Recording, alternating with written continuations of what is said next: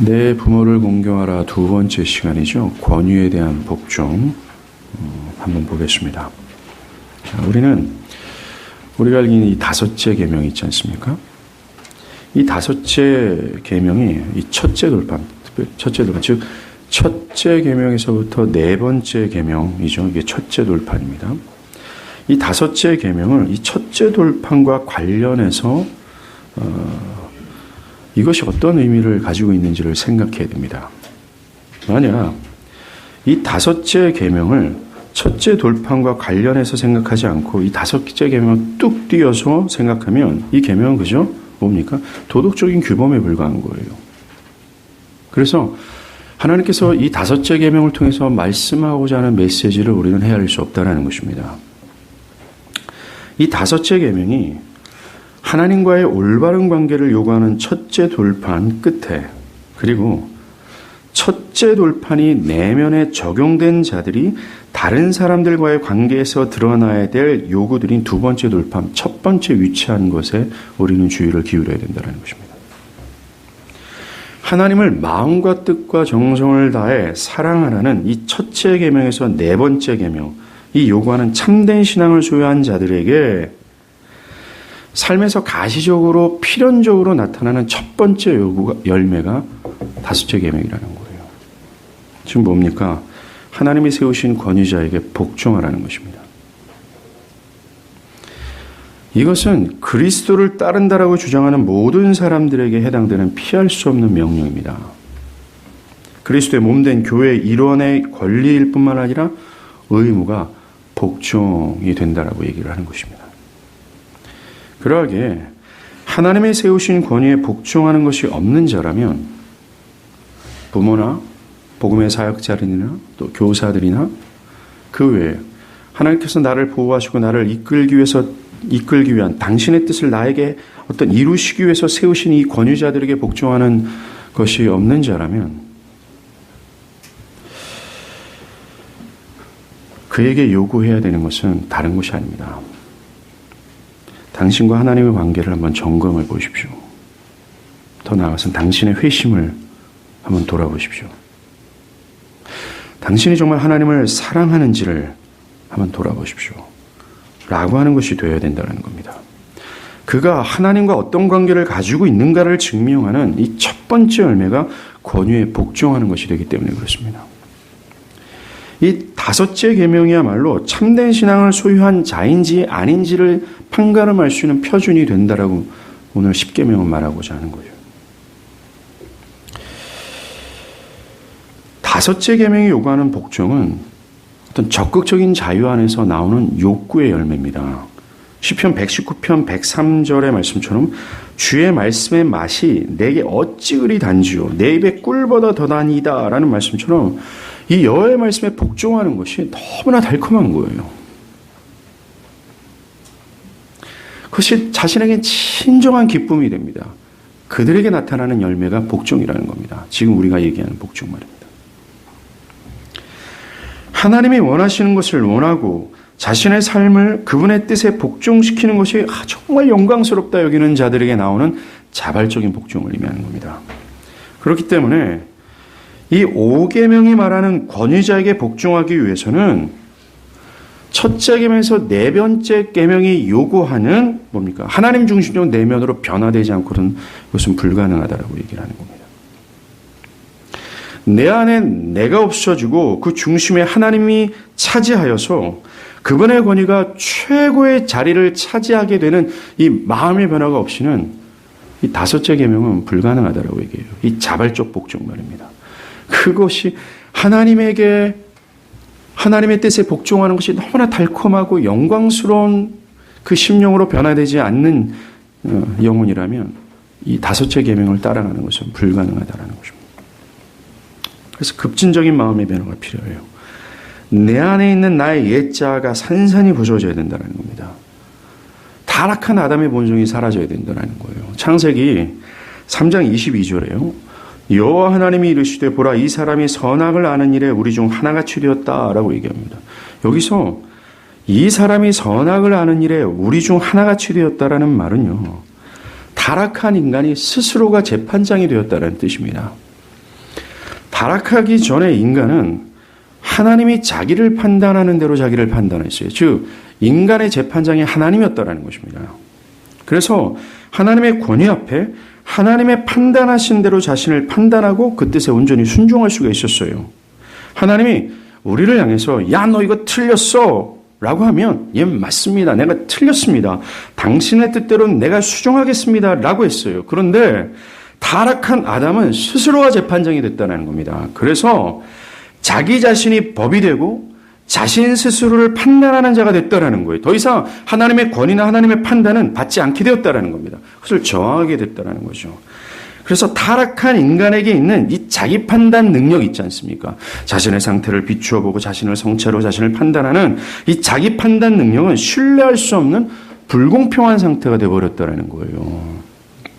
객관성을 잃고 매우 주관적인 상태가 됐다는 겁니다. 타락한 인간의 특성 중 하나가 바로 이겁니다. 자신에게 관대한 거예요. 자신의 견해가 맞다고 주장하고 그들은 객관성을 잃어버리고 자신의 판단이 지혜롭다 여긴다는 겁니다. 자신에게 별 문제가 없다고 여기는 거예요. 자신이 자신의 최고의 권위를 가졌다라고 인정하는 겁니다.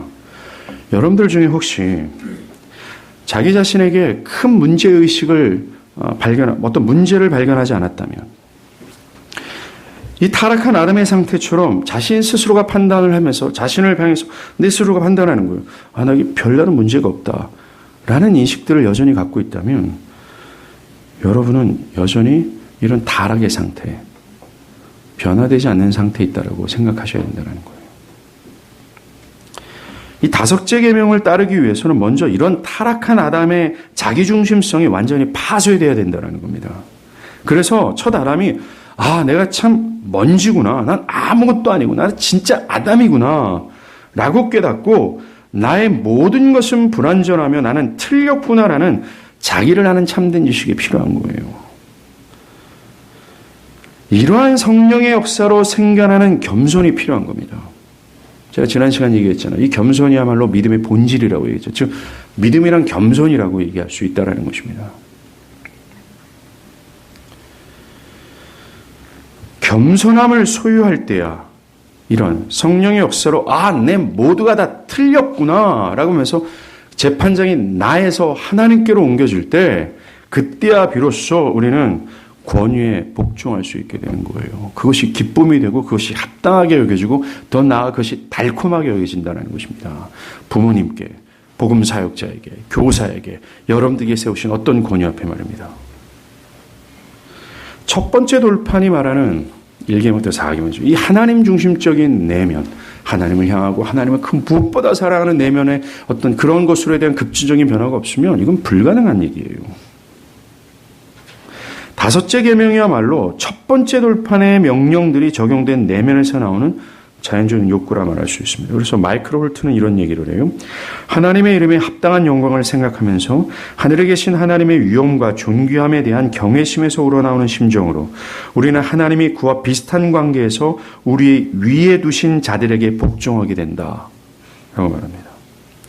우리의 믿음과 신앙의 참된 여부는 가시화된 권위에 복종하는 것을 통해서 증명한다 라는 말입니다.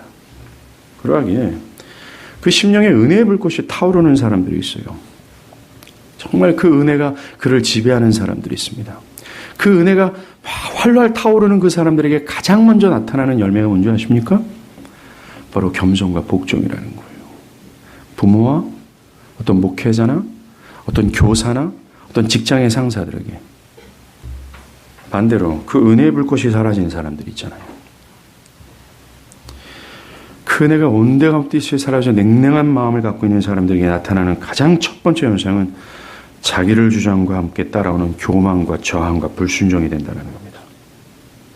하나님을 사랑하지 않는 자들에게 권위자에 대한 불만, 오해, 정죄, 저항감이 뒤따르는 것은 당연한 이치가 되는 거예요. 어떤 하나님께서 나를 인도하라고 세우신 권위자에 대해서 쉽게 그는 오해를 품게 되고 그 오해가 마치 참된 진리인 것처럼 고집하기를 말하는 마음이 굳어진다는 것입니다. 당연한 거 아닙니까? 하나님 중심적인 내면에서 나타나는 첫 번째 열매가 이 복종과 겸손인데 하나님 주신 내면이 없는 그것이 소멸된 사람들에게 나타나는 것은 당연한 거죠. 이것과 반대의 입장이 된다는 것입니다. 5계명에서 내 부모만을 언급하잖아요. 내 부모를 유일하게 권위자로 언급하는 이유는 이 부모의 권위는 하나님이 세우신 권위의 최소값이 되기 때문에 그렇습니다. 그 어떤 권위자에게보다 더 수월하게 복종할 수 있는 대상이 부모님이에요. 그래서 인간이라면 마땅히 그럴 수 있기 때문에 부모만을 언급하는 겁니다. 야, 너를 낳아준 부모에게 복종하는 것은 최소값이야. 그래서 부모에게 마저도 공경하는 마음이 없다면 그 사람은 최소한의 인간성이 없는 인간이다 라고 성경은 말합니다. 그래서 캘빈은 기독교 강요에서 부모의 권위를 반항하며 이기며 고집을 부리는 자들은 괴물이지 사람이 아니다 라고 말합니다. 괴물들 있죠. 그래서 여호와께서는 부모에게 불순종하는 자들은 모두 죽이라고 명령하신 것이다 라고 말했다는 겁니다. 또 부모에게 순종하는 것이 최소값이기 때문에 부모에게 순종하지 않게 된다면 다른 권위자들에게 순종하는 것은 기대할 수 없게 될 것이다 라는 말씀을 하고 있다는 겁니다. 그리고 부모에게 공경하는 것이 그에게 첫 번째 돌판이 적용되어 있는가를 물을 수 있는 최소값이라는 거예요. 즉 그가 정말 이 사람이 참된 신자인가? 이거를 알 수 있는 다른 많은 요소들이 있지만 겨우 한 가지를 꼽는다면 이 사람이 그 부모를 공경하는지 그 부모의 권위에 순종하고 있는지를 알면 알 수 있는 최소값이다 라고 얘기한다는 겁니다. 그래서 하나님 백성이라면 최소한 부모에게 순종하는 것은 마땅하다 이 얘기를 한다는 것입니다. 사람들이 하나님께 세우신 이 권위자들, 부모, 아까 말한 복음사역자들, 그런 권위자들에게 순종하지 못하는 첫 번째 요인은 다른 것이 아닙니다. 자신이 법이 되고자 하니 타락한 아담의 본성에 뿌리를 내리고 있기 때문에 그래요. 스스로가 재판장이 돼서 하나님과 하나님의 법을 반역하고자 하는 그런 내면의 정신과 견해와 중심이 그 이유라는 겁니다. 다른 것이 아니라는 겁니다. 쉽게 말해서 이 회심의 여부에 문제가 있다는 거예요. 마음의 변화가 없기 때문이라는 겁니다.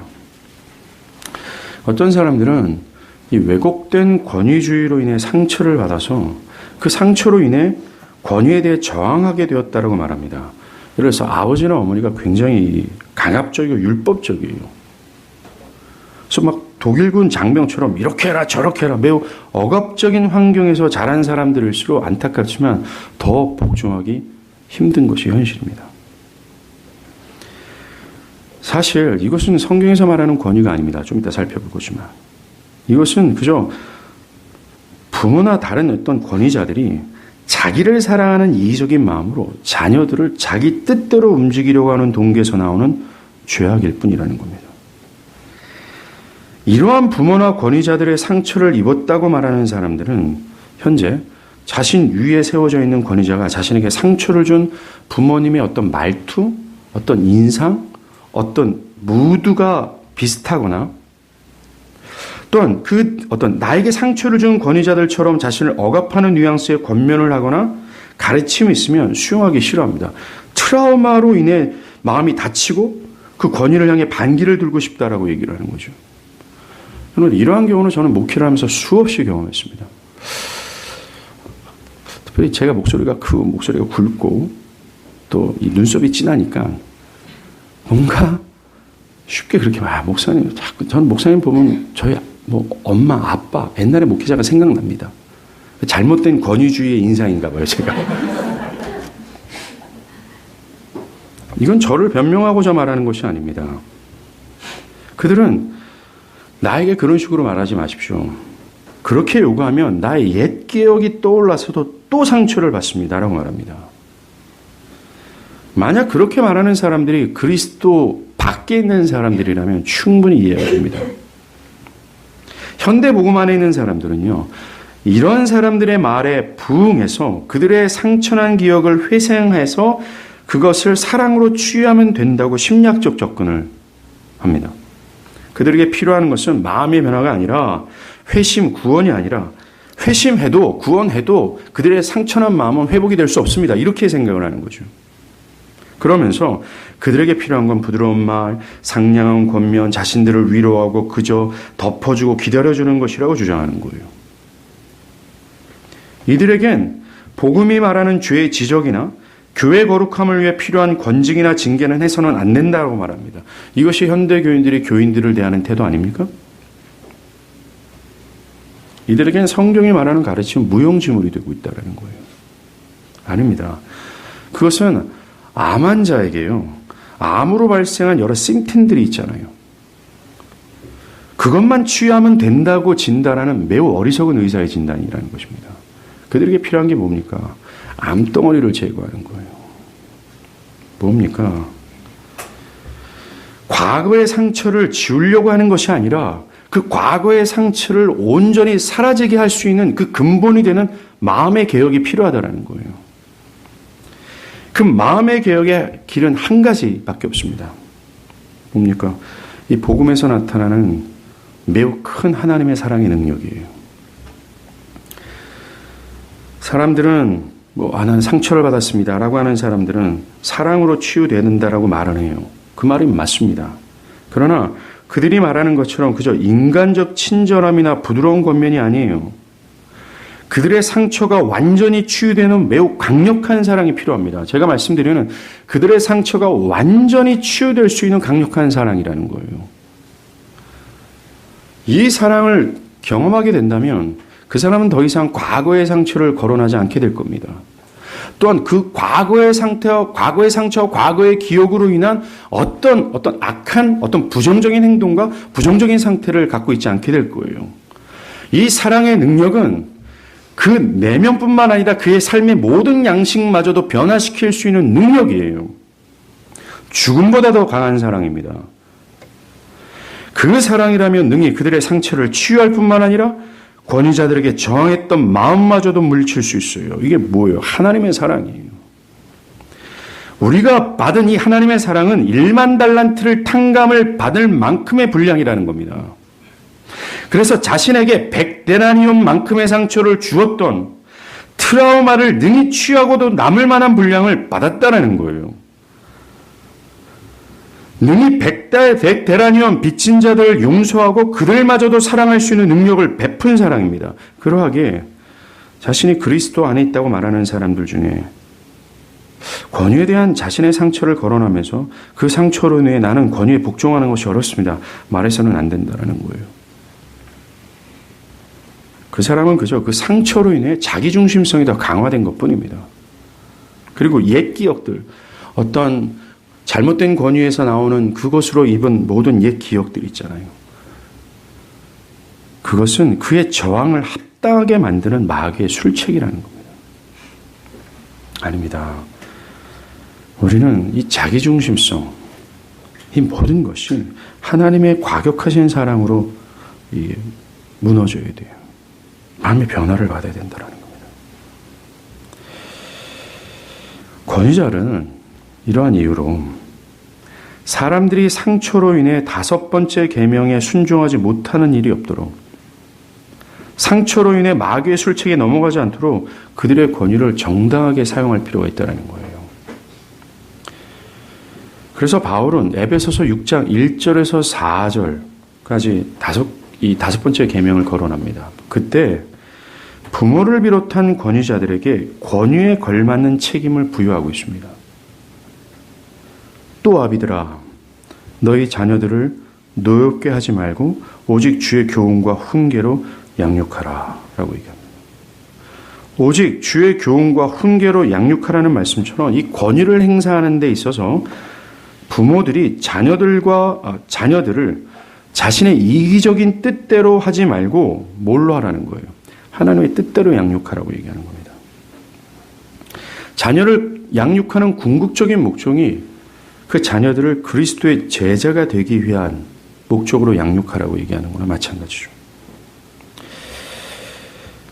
저희 교회 성도들은 이런 부모가 되길 간절히 바랍니다. 어린 자녀를 둔 가정이 있어요. 또 출산을 앞둔 가정도 있습니다. 정말 여러분의 자녀를 그리스도의 제자로 양육하기를 바라십시오. 그것이 하나님께서 여러분들에게 자녀를 허락하셨고 또한 자녀를 양육하도록 권유를 허락하신 이유예요. 그게 목적이라는 겁니다. 우리가 사도 바울의 말, 자녀를 노엽게 하지 말고 오직 주의 뜻대로 양육하라는 이 말씀을 좀 더 한번 보겠습니다. 이것은 첫 번째, 부모가 가진 권위를 억제하라는 겁니다. 왜냐하면 부모의 권위가 하나님의 권위와 같지 않기 때문에 그래요. 부모가 자신의 권한을 억제하지 않을 때 자녀들의 감정을 무시하게 됩니다. 절제되지 않는 말이 튀어나오죠. 자신의 말과 행동이 제어되지 않고서 분노의 감정이 여과 없이 표출되는 겁니다. 속상하죠. 자녀들이 이렇게 하면 정말 그렇게 하면 안 되는데 속상하잖아요. 저 왼수를 정말 마음 같아서는 거꾸로 매달아서 그 정신이 바르게 될 때까지 이 몽둥이로 다 이렇게 작은 이렇게 하면 좋겠는데 안 된다라는 걸 압니다. 그런데 이 분노한 마음들을 여지없이 과감히 표출한다라는 겁니다. 그러한 권위의 오용으로 자녀들의 감정은 반발심이 일어나게 되고 결국 자녀들은 마음의 문을 닫게 되는 거예요. 그래서 바울은 자녀들을 노엽게 하지 말라고, 자녀들의 분노를 발생하지 않도록 주의를 주고 있습니다. 이 분노는 선한 감정들을 다 빼앗아가요. 그동안 간직했던 부모의 권유에 대한 선한 감정들, 사랑, 부모가 이렇게 사랑을 베풀었잖아요. 근데 한 번 분노로 인하여 그 모든 선한 기억들이 다 사라지게 된다는 겁니다. 그래서 부모와의 관계가 어그러지는 거예요. 특별히 어린 자녀를 둔 분들은 주의하십시오. 그 자녀들이 저항하는 것이 되게 약해 보이거든요. 점점 나이가 들수록 그 저항이 강화가 될 겁니다. 저는 강연회를 기르면서 그걸 경험하고 있거든요. 그 아이가 성년이 될 때까지 이 말씀을 오늘 되게 주의 깊게 들으십시오. 만약에 부모와의 관계가 어그러진 상태에서 어떤 권면을 한다면 그 어떤 교훈이나 훈계도 통하지 않게 될 겁니다. 장벽이 생겨요. 특별히 권위에 저항하는 사람으로 자라나게 된다는 것입니다. 결국 자녀를 주의 뜻대로 양육하지 못하게 만드는 원인이 된다는 거예요. 분노가. 이걸 주의하라는 것입니다. 부모는 자녀들이 한 인격체라는 사실을 기억해야 돼요. 여러분 한번 생각해 보십시오. 여러분들이 어떤 여과 없이 내뱉는 그 말을 자녀가 아닌 바로 내가 듣는다고 생각을 해 보십시오. 그것이 절대 교훈이 되지 않습니다. 도리어 주먹을 불끈지게 만드는, 더 결의를 가지게 되는, 저 권위를 내가 언젠가는 짓밟겠다라는 권위를 어떤 이 다짐하는 그 결과로 여러분들이 아마 반응하게 될 거예요. 분명히 그럴 겁니다. 자녀들의 내면을 다치지 않도록 주의를 기울이십시오. 그리고 자녀들의 감정을 좀 생각하고 주의 깊게 상대하라는 것입니다. 그리고 두 번째로 이 권면은 어떤 복음의 사랑으로, 복음적 사랑으로 양육하라는 겁니다. 자녀를 노엽게 하지 말라는 권면에는 부모들의 과다한 의지로 양육하지 말라고 말하는 겁니다. 여러분들 오늘날 성공을 지향하는 세대가 분명하죠. 근데 오늘날을 살아가는 사람들 대부분은 이 다섯째 계명을 상당히 경멸합니다. 어떤 권유에 대한 저항감, 부정적인 견해를 상당히 많이 갖고 있습니다. 왜 그런 줄 아십니까? 부모가 잘못 양육한 결과라는 거예요. 부모가 과다한 의지나 자기 욕심을 가지고 강압적으로 자신의 뜻대로 자녀들의 미래를 조종하려고 하는 그것 자체가 문제라는 겁니다. 더 좋은 대학, 더 높은 성공을 위해서 자녀들을 강압적으로 지도하고자 했던 부모들로 인하여 오늘날의 세대의 사람들은 부모를 통해서 비춰진 권위가 잘못됐으며 권위 자체는 문제가 있다는 의식을 갖게 됐다는 겁니다. 그래서 반정서가 생겨난 거죠. 강압적으로 어떤 부모의 너무 큰 의지를 가지고 이 자녀를 강압적으로 양육하게 된다면 결과는 분노예요. 놓였게 된다는 것입니다. 자녀들이 더 도덕적이고 영적인 사람이 되도록 강압적이거나 거칠거나 윽박지르는 것 또한, 또는 수치를 지적하면서 변화되기를 요구하는 것 또한 올바르지 않는다는 것입니다. 어떤 자극을 받으면 이놈이 정신을 차리겠지, 반대 현상이 나타난다는 거예요. 이러한 율법적인 요구는 분명히 상대방에게 비인격적인 모독을 줄 수 있고 결국에는 분노를 일으킵니다. 이거 아니에요. 사랑입니다. 복음적 사랑으로 해야 돼요. 이 모델이 그리스도였습니다. 예수께서 교회를 사랑하셨던 방법으로 하는 겁니다. 그리스도는 교회가 더 영적이고 거룩해지기를 요구하기 위해서 그들을 죽인 것이 아니라, 그들을 강압적으로 무엇인가를 한 것이 아니라, 그들이 더 영적이고 더 도덕적인 존재가 될 수 있도록 그리스도께서 하신 게 뭡니까? 스스로가 십자가에 못 박혔다라는 거예요. 자기를 희생하면서 교회가 변화되기를 추구했다라는 것입니다. 교회가 죄인 되었을 때에 라는 거예요. 교회가 멀쩡하게 잘하고 있을 때 그가 십자가에서 자기를 내려놓은 것이 아니라, 교회가 죄인 되었을 그 상태에 그는 그러한 일을 행했다는 거예요. 이렇게 하라는 겁니다. 자녀들의 변화를 갈망하는 옳은 방법은 그들이 하나님의 말씀을 좀 깨닫고 하나님의 은혜로 변화되기를 기다리며 인내하는 거예요. 그리스도가 죄인된 교회를 사랑하는 것처럼 자녀들이 현재 변화되지 않는 정말 꼴보기 싫은 왼수 같은 요소들이 있잖아요. 그 부족한 모습 그대로를 사랑하고 기다리는 겁니다. 그 기간 동안 부모는 자기를 부정할 수 없어요. 부정할 수밖에 없어요. 자기 희생적 자세로 인내할 수밖에 없다는 겁니다. 특별히 신앙심이 깊은 부모들이 실수하는 부분이 있죠. 자꾸 자녀들을 율법적인 신앙으로 막 움직이려고 한다는 겁니다.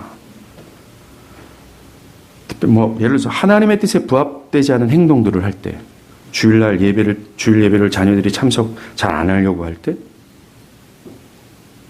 또 그 예배에 늦게 갈 때,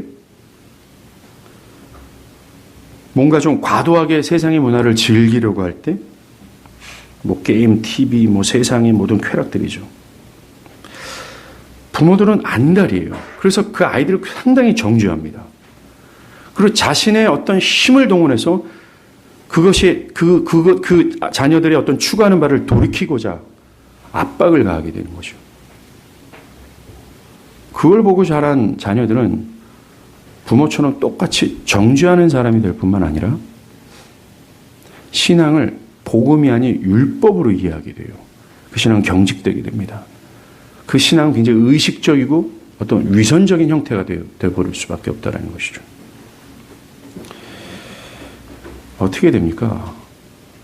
그들이 정말로 즐거워하는 모든 세상의 문화보다 가장 탁월한 뭡니까? 그리스도를 소개해야 되는데 우린 집중해야 돼요. 복음으로 말입니다.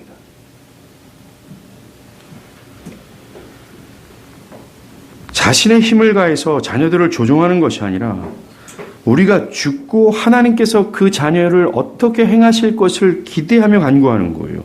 이게 참된 권위의 모습입니다. 사랑이라는 거죠. 자녀를 아직 갖지 않은 분들은 이 말이 얼마나 어려운지 아직 몰라요. 여러분들은 여전히 그 왼수 같은 대상이기 때문에 그렇습니다. 이게 얼마나 힘든지 모릅니다. 그래서 자녀를 셋 이상 낳아봐야 돼요. 한 명은 부족합니다.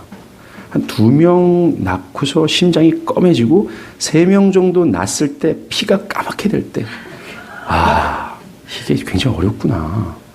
십자가가 어떻게 고통스러운 줄 알게 될 겁니다. 인내한다라는 게. 특별히 여러분들의 자녀가 이 땅에서 성공하고 사회 중심 계층이 되기를 바라는 여러분들의 욕심을 십자가에 못 박아버려야 돼요. 그게 못 박히지 않으면 자녀들이 하나님의 뜻대로 양육되기를, 그리스도의 제자가 되기를 바라는 소망은 그저 그냥 형식적인 것뿐이 될 겁니다. 먼저가 하나님이에요. 먼저 하나님, 정말 이 어린아이가 회심하는 자로 자라나기를 기도하시고 그가 하나님의 말씀을 따박따박 따라갈 수 있는 성숙한 자가 되기를 바라는 마음이에요. 근데 만약에 이 자녀가 이 땅에서 중심적 계층이 되기를 바라는 마음이 제거되지 않는 상태에서 이걸 바란다면 아이들도 다 알아요. 우리의 부모의 욕심을 다 간파하고 있다는 것입니다. 먼저 못 박으십시오. 세 번째 이 바울의 권면은 아이들을 징계하지 말라고 하는 것이 아닙니다. 야, 아이들 하고 싶은 대로 방치하라 라는 것이 아니에요. 그냥 오냐오냐 양육하라는 말이 아닙니다. 자녀들이 방탕한 삶을 살아가는 것을 묵인하라는 것이 아니에요. 자녀들이 부모의 권위를 무시하고 공경하지 않는데 그것을 그저 좋다고 여기는 것은 결코 아닙니다. 그것은 자녀를 양육하는 청지기가 된 부모로서 직무를 유기하는 거예요. 때론 단호함이 필요하다는 겁니다. 자녀에게 참된 권위가 무엇인지를 가르쳐줘야 될 책임이 있어요. 물론 옛 시대처럼 아이들을 지나치게 징계하는 것은 정당화될 수 없어요. 그건 잘못된 겁니다. 그렇다고 그것이 너무나 잘못됐다고 해서 징계하지 않는 것 또한 잘못이라는 것을 깨달아야 된다는 거예요. 올바른 징계, 참된 징계가 필요함을 기억해야 되는 겁니다. 무엇보다 부모가 자녀를 징계하는 동기가 분노가 돼서는 안 된다는 거예요. 자존심이 상했을 때, 아이들이 딱 저항할 때 부모가 처음 느끼는 게 자신의 자존심이 상하는 겁니다. 기분이 나쁠 때 자녀들을 징계하는 것은 매우 나빠요. 제가 에베소 강의할 때 이 로이드 존스 목사님 말씀을 인용했습니다. 아이들을 훈계할 때에는 먼저 자신을 통제해야 된다. 당신 자신에게 훈계가 필요한 것이 분명한데, 그러니까 엄마 아빠 당신이 훈계가 들어야 될 필요가 있는데 무슨 권리로 아이에게 징계가 필요하다고 말할 수 있겠는가라는 거예요.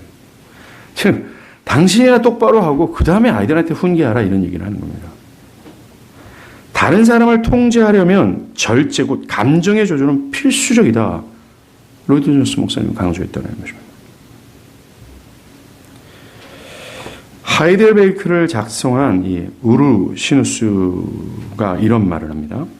5번째 계명을 범하는 여러 가지 형태들을 설명해요. 첫째는 자녀에게 필요한 양육이나 부양을 하지 않거나 방종과 사치로 기르는 것, 자녀를 위험에서 보호하지 않거나 인내와 친절의 습관을 가지도록 가르치지 않는 것, 자녀를 교육하지 않는 것, 자녀를 나태하고 반항적으로 양육하거나 잘못을 지적해 자녀를 바로잡지 않는 것, 아침에 늦게 일어나는 것을 그냥 방치하지 말라고 얘기하는 거예요. 이것이 5번째 계명을 어기는 것이라고 얘기하는 겁니다. 자녀된 여러분들도 이 입장에서 여러분들의 삶을 한번 돌아보십시오.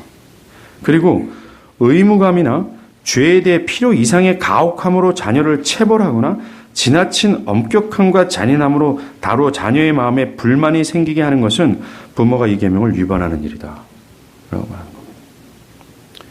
여러분들의 자녀들에게 기독교의 나쁜 인상을 심어주지 않도록 하십시오. 특별히 우리 교회가 개혁주의 복음을 강조하고 있는데 이 복음에 대해서 나쁜 인상을 가지지 않도록 하십시오. 사랑하는 여러분, 여러분은 매우 중요한 권위를 가지고 있어요. 여러분들이 부모라면. 여러분이 주님의 훈계와 교훈으로 자녀를 양육하지 않는다면 여러분들의 자녀는 커서 교회나 사회의 부적응자가 될 겁니다. 복종하는 법을 가정에서 배우지 못하면 다른 곳에서는 절대로 배울 수 없기 때문에 그래요. 다른 곳에서 복종을 배우게 되면 그는 반항아가 될 수밖에 없어요. 자녀들을 단호하면서 사랑스러운 손길이 필요합니다. 자녀들에게 단호하다는 것은 자녀에게 아무 일도 강요하지 않는다라는 것이 아니에요. 고린도전서 13장에 그 중에 제일은 사랑이라 말하는 것처럼 사랑입니다. 성경에서 말하는 권위는 어떤 프랑스 혁명이 저항했던 그런 왜곡된 권위주의가 아니에요. 약자를 타협하는 것, 자기의 기득권을 지키고자, 자신의 자존심을 지키고자 약자를 탄압하는 그런 권위가 아닙니다. 이 권위는 철저히 그리스도께서 자기를 버려 죄인들을 하나님께로 인도하셨던 것처럼 사랑의 통로로 행해야 된다는 거예요. 사랑으로 말입니다. 사랑으로 자녀들이 하나님을 영화롭게 하는 자들로 인도하고자 행사되어야 되는 거예요. 이게 권위입니다.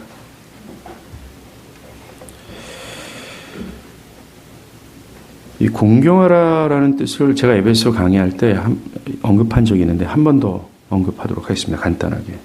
이 공경하다라는 것은 뜻이 3가지가 있어요. 첫 번째는 부모를 존경하고 존중히 여기라는 뜻입니다. 출애굽기 21장에 보면요. 부모를 치거나 저주하는 자는 반드시 죽이라 기록하고 있습니다. 사람이 아니기 때문입니다. 부모를 멸시하고 학대하는 것에 대해서도 벌한다라고 얘기합니다. 그리고 두 번째는 복종의 의미가 있어요. 신명기 21장 18절에 부모의 말을 순종하지 아니하고 부모가 징계하여도 순종하지 아니하거든 돌로 쳐 죽이라 라고 명령합니다. 이것도 사람이 아니기 때문입니다. 주의할 것이 있어요. 지난주에 제가 언급한 거 있죠. 부모의 말이라고 모두 순종할 것은 아니라는 겁니다. 주 안에서 순종하는 거예요. 즉 부모가 하나님의 뜻에서 벗어난 것을 요구할 때는 우리는 겸손하게 그것을 거절할 수 있어야 된다는 거죠. 마지막으로 세 번째 공경하라는 뜻은 부모가 나이가 늙으면 그들의 필요를 제공하고 그들을 돌봐야 한다는 겁니다.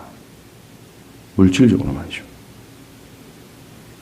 저는 이 부분이 현대 사회를 살고 있는 젊은이들에게 꼭 가르쳐야 될 부분이다라고 얘기합니다. 젊은이들은 초개인주의, 극단적 개인주의에 함몰되어 있어요. 그래서 내가 먹고 살기 힘든데 지금이라는 겁니다. 아닙니다. 여러분들은 먹고 살 수 있어요. 점점점 나이가 들어가는 여러분들의 부모를 내가 언젠가는 더 바라기는 전적으로 내가 물질적으로 책임지기가 하는 마음을 가지십시오. 좀 이따 언급할 거지만 하나님은 그런 자들에게 물질을 주세요. 우리 교회 청년들이 많은데 앞으로 많을 텐데 부모를 이렇게 공경하는 여러분들이 되길 정말 바랍니다. 자신에게 투자하는 물질은 굉장히 과감하잖아요. 특별히 아들들은 잘 들으십시오. 여러분들이 여자들에게 쓸데없이 웨이스트하는 그런 돈에 대해서는 여러분들 굉장히 인심이 후합니다. 근데 여러분들이 어머니나 아버지에게 베푸는 것은 너무나 인색하지 않습니까? 여자친구에게는 5만 원짜리 선물을 해도 엄마한테는 5천 원에 떨잖아요. 하나님은 이렇게 부모를 공경하라고 얘기하고 있어요. 자, 마지막입니다. 5계명은 이렇게 부모를 공경하라 한 후에 한 가지 약속을 언급합니다. 바울도 이 계명을 언급하면서 이것은 약속이 있는 첫 계명이다라고 얘기하는 겁니다. 지금 뭡니까? 부모를 이렇게 공경하면 하나님께서 약속하신 복을 누리게 될 거다라고 언급했다라는 거예요. 그 약속이 뭡니까? 내게 준 땅에서 네가 장수하게 된다는 겁니다. 여기서 언급하는 땅은 이스라엘 백성들이 약속으로 받은 무슨 땅입니까? 가나안 땅이에요. 그 땅에서 장수하게 된다는 것은 그 땅에서 오랫동안 하나님의 은혜와 사랑을 누리게 될 거다라는 말입니다. 이것이 구약에서 얘기하는 복의 결정체예요. 가나안 땅에서 하나님의 은혜와 사랑을 평생토록 아주 오랫동안 누리게 되는 것, 이게 구약 사람들이 가지고 있던 복의 개념이었다는 겁니다. 주위에서 생각해야 될 것은 가나안 땅에서 하나님의 은혜를 오랫동안 누리는 이 복은 아브라함의 후손들에게 이미 약속된 것이라고 우리는 안다라는 겁니다. 다시 말해서 참된 하나님 백성들에게 주어진 약속이라는 겁니다. 그런데 이 약속이 5계명을 순종할 때 주어진다라고 말하고 있어요. 지금 5계명을 두고 약속하신 것과 아브라함 후손들에게 약속하신 그 약속이 동일한 겁니다. 우리 여기서 두 가지를 생각할 수 있어요. 첫 번째는 5계명에 순종하는 것이 아브라함의 후손들에게 약속하신 복을 받을 수 있는 근거가 될 수 있다는 겁니다. 즉 5계명에 순종하면 아브라함의 후손들에게 약속한 그 복을 누리게 된다는 겁니다. 또는 아브라함의 후손들 안에 있는 자들이야말로 뭡니까? 부모를 공경하는 자들이다라고 말할 수 있다는 겁니다. 그가 진정한 아브라함의 후손, 참된 택하신 이스라엘인지 알 수 있는 것이 부모를 공경하느냐, 그렇지 않느냐로 판단할 수 있다는 겁니다. 아, 이놈이 가나안 땅에 들어가서 오랫동안 하나님의 은혜와 사랑을 누릴 놈인가, 진짜 하나님 백성인가 알 수 있는 유일한 길이 뭡니까? 부모를 공경하는 그거라고 얘기하는 겁니다. 이게 우리가 앞에서 언급한 첫 번째 돌판과 두 번째 돌판의 관련사항을 확인하는 거예요. 첫 번째 돌판에서 말하는 하나님 중심적인 내면을 소유한 자가 뭡니까? 진짜 아브라함 후손이잖아요. 하나님 백성이잖아요. 그들이 부모를 공경하라는 이 명령의 벽정함을 통해서 그들 내면에 첫 번째 돌판이 그 안에 심겨져 있구나. 이게 정말 하나님을 경외하는 하나님 백성이구나. 정말 이놈이 아브라함의 후손이구나. 라고 증명된다는 겁니다. 그래서 그가 부모를 공경하기 때문에 가나안 땅에 들어가는 것이 아니라 부모를 공경하는 것을 통해서 그가 하나님을 경외하는 것이 증명됐기에 그가 하나님 백성이기에 가나안 땅에 들어간다. 그 약속을 하고 있다는 겁니다. 이 다섯째 계명을 두고 하신 약속을 교회에게 적용하면 이렇습니다. 만약 부모를 공경하면 현재의 삶에서 하나님의 자비하심과 은혜를 누리게 된다라고 해석할 수 있다는 거예요. 여러분들이 정말 내가 부모를 정말 전적으로 내가 책임지고자 하는 이 선한 마음과 함께 그렇게 하고자 한다면 하나님은 그러한 복락을 여러분들에게 허락하실 거라고 얘기한다는 겁니다. 그러나 더 분명한 해석은 이겁니다. 죽음을 통해서 얻어지는 영적 가난을 갖게 될 거라고 얘기하는 거예요.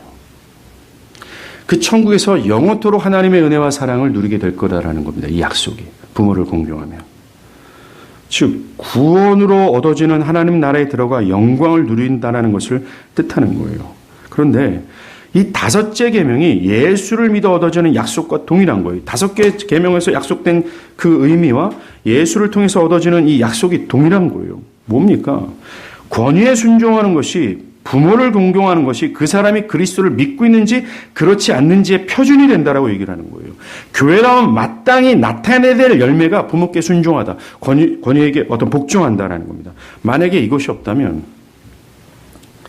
그가 부모에게 복종하지 않아서 지옥 가는 것이 아니라 부모에게 복종하지 않는 것을 보니까 이놈 안에 하나님 경외하는 것, 진짜 예수를 믿는 것이 없다라고 판단돼서 지옥 간다라고 얘기하는 거예요. 그래서 구약에서 죽이라, 돌로 쳐 죽이라 이런 얘기를 자꾸 언급하는 겁니다. 정말 부모를 공경하지 않는다면 지옥에서 돌 맞게 된다는 것을 기억하십시오. 지난주에 말씀을 듣고 여러 청년들이 정말 여러 명이 저한테 이야기를 했어요. 부모님께 전화를 드렸습니다. 부모님들이 너무 이상하게 생각하는 거죠. 평소에 전화 안 하다가 너기 무슨 일 있니? 그거 아니야. 있잖아. 그거 아니야. 그럴 때부터 싸웠다고 얘기해요. 이게 효과적이지 않습니다. 전화하지 말고요. 실제적으로 무엇인가를 하십시오. 우리가 계속 2주에 거쳐서 이 계명을 받지만 이 계명이 굉장히 엄중한 명령이라는 것을 깨달을 수 있어요. 마지막 시대가 되면 될수록 사람들은 이 계명을 멸시하는 것이 분명합니다. 왠지 아십니까? 참된 하나님의 백성들이 사라져가고 있다는 것이에요. 그리스도를 참으로 따르는 자들이 소멸되고 가고 있다는 증거라는 것입니다. 이런 시대의 흐름을 거스르는 여러분들이 되십시오. 바라기는 하나님을 사랑함으로 부모와 다른 권위자를 공경해서 이 명령을 따르십시오. 그걸 통해서 하나님을 영화롭게 하는 저와 여러분이 되기를 바랍니다. 기도하겠습니다.